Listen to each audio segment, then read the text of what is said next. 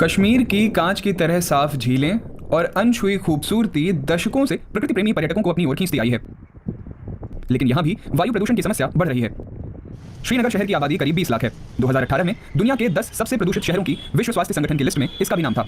जिस टीम ने सर्वे के लिए डेटा जमा किया, उसका नेतृत्व कश्मीर यूनिवर्सिटी में पर्यावरण वैज्ञानिक अर्शिद जहांगीर ने किया। उन्होंने हवा की खराब गुणवत्ता के कारण बताए। सबसे ज्यादा योगदान जलावन जैसे बायोमास का है, क्योंकि खासतौर पर सर्दियों में घरों को गर्म रखने और खाना पकाने के लिए हम बायोमास जलाते हैं और अधिकांश ग्रामीण इलाकों में अब भी लकड़ी के चूल्हे इस्तेमाल होते हैं।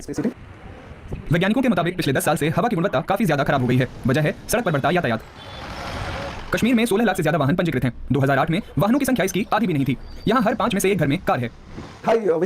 कश्मीर में गाड़ियों की संख्या अधिक होने के कारण हवा को प्रदूषित करने वाली गैसों का ज्यादा उत्सर्जन होने लगा है, लेकिन उनमें कार्बन युक्त एरोसोल, ब्लैक कार्बन के अलावा ऑर्गेनिक कार्बन भी मौजूद है। हमने पाया कि दूसरी जगहों की अपेक्षा हिमालयी राज्यों में ब्लैक कार्बन का जमाव बहुत अधिक है।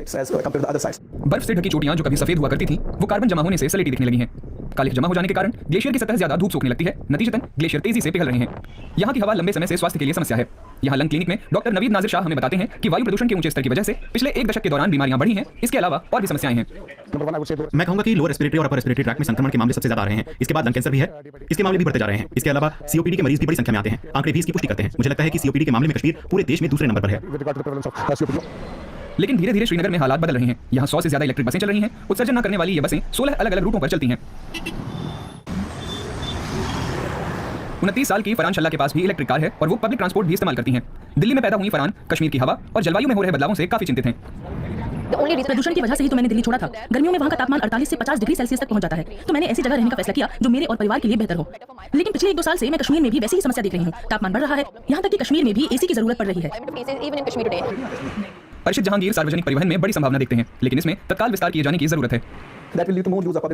ऐसा होने से निजी वाहनों की जगह सार्वजनिक यातायात का ज्यादा इस्तेमाल होने लगेगा। इसके कारण प्रदूषण के स्तर में कमी आएगी। हमने पाया है कि लोग पब्लिक ट्रांसपोर्ट इस्तेमाल करने के लिए तैयार हैं, और अगर ऐसा हो पाया तो कश्मीर घाटी के वायु प्रदूषण में 10% की कमी आ जाएगी।